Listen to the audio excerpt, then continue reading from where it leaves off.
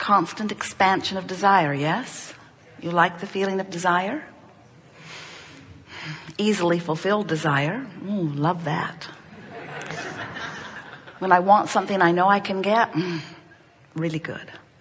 What about those desires that you haven't figured out where they will come from or when they will come or how they will come? How do you feel about those desires? We want you to come round to our understanding, sooner the better for you, to the place where you understand that every desire that is hatched from your awareness of this life is not just possible, it is probable. It's not just probable, it is vibrationally already done. Because when you give birth to an idea of a desire, that idea is a vibration that has the power to summon all of the elements to bring it to the fruition that you have imagined. In other words, when you imagine something, when you desire something, you don't imagine it as a vibrational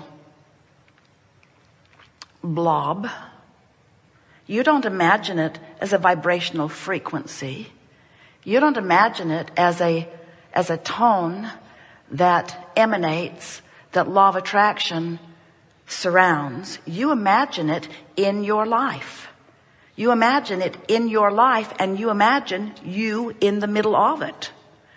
So when your life lets you know what you don't want, an equal, proportionate, and opposite awareness of what you do want is launched or hatched or given birth to. We call it your rocket of desire, and it holds the components for the full actualization of whatever it is you are desiring, with you right in the middle of it. In other words, this is not lightweight stuff you're doing as you are sifting through data and coming to conclusions about what would be better. The entire universe is based upon this principle of expansion, and you are leading edge creators right in the middle of the most dynamic expansion that is happening anywhere in the universe, anywhere in the all that isness of all that is. So when life causes you to know what you don't want and therefore know what you do want, you send forth a vibrational request that is so vivid and complete and dovetails so completely with requests that you have sent before, that there is a reality that has already amassed. Now, in your physical form, you often say, I don't see this reality, therefore it must not exist. And we say, you can't see it yet with your eyes, you can't hear it yet with your ears, you can't smell it yet with your nose. Your physical indicators or translators of vibration are not yet viewing this vibrational reality, but your emotional sensors can feel it, and the source within you knows it and is being it. So when we say to you, you're launching rockets, and those rockets are being amassed in what we have called your vibrational reality or your vibrational escrow, we are today calling it your vortex of creation, but it does not matter what the name of it is. The larger part of you is smack dab in the middle of it. Law of attraction has already amassed all of the cooperative components, and it is a reality that we refer to in present tense. It's done.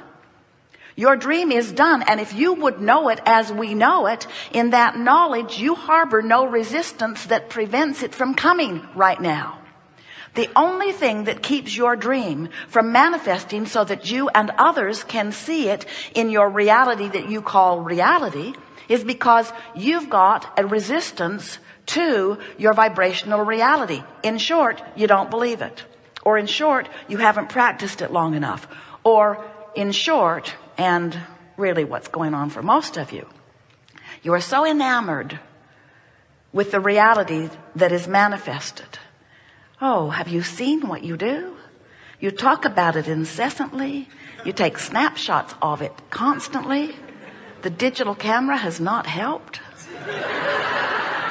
You email the pictures to everyone.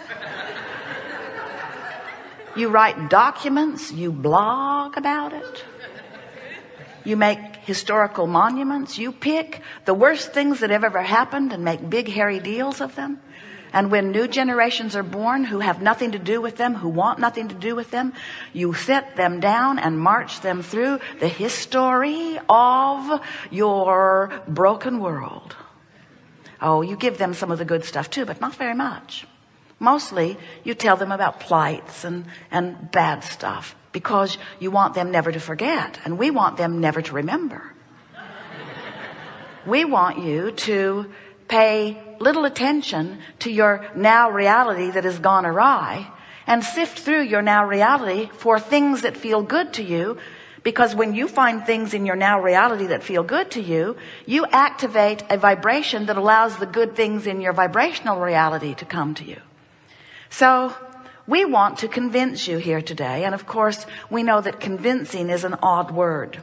It's not even really a word that has any true meaning, because there's no convincing anyone of anything. We can know, and we do, all there is to know about universal forces and law of attraction and the creative genius that is you. We can know, we hold firmly the knowledge of your value and worthiness. We know it, but us knowing it doesn't make you know it.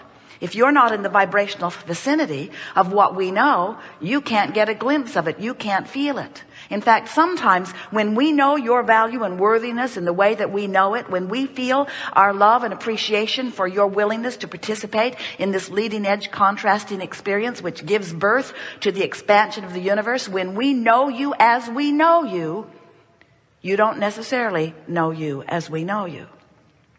You can't, because words don't teach. It's only life experience that teaches.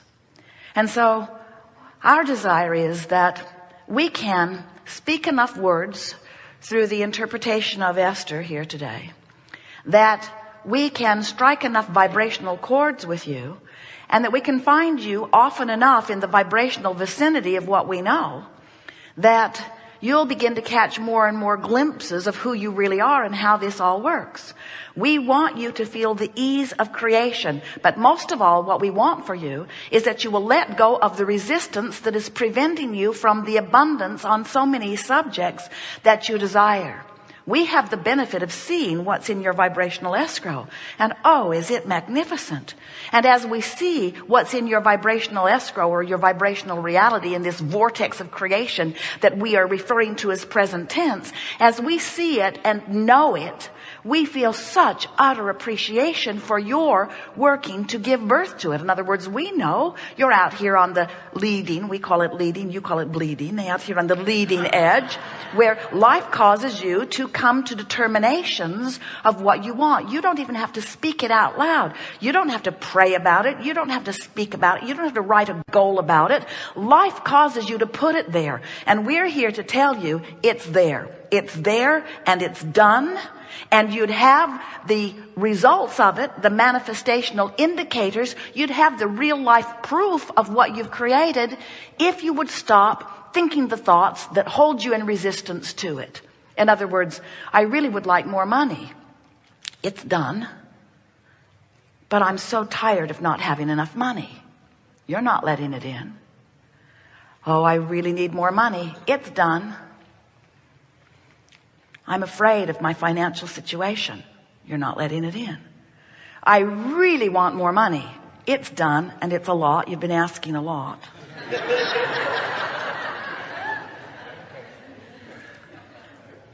But the retailers are charging so much for things, I think it is outrageous what they want for that. You're not letting it in. I really want that beautiful such and such. It's done. But what would my mother think? What would my neighbor think? How can I justify that? That is wasteful. You're not letting it in. You have picked up along your physical trail so many habits of thoughts, that's what a belief is, that you are, most of you, veritable harborers of resistance to the very thing that you have become. And you know how you know when you are harboring resistance to the very thing that you have become? You feel the tug of war in not letting yourself be it, and that's what negative emotion is. When you've become abundant because life has caused you to ask for it, and you are beating the drum of not having enough money, and you feel anger or desperation or discouragement, those negative emotions are your indicator that you are in the moment offering resistance, and you are the only reason that the money isn't coming. It's not the economy. It's not because of reality TV taking all the jobs. It's not because you are cursed.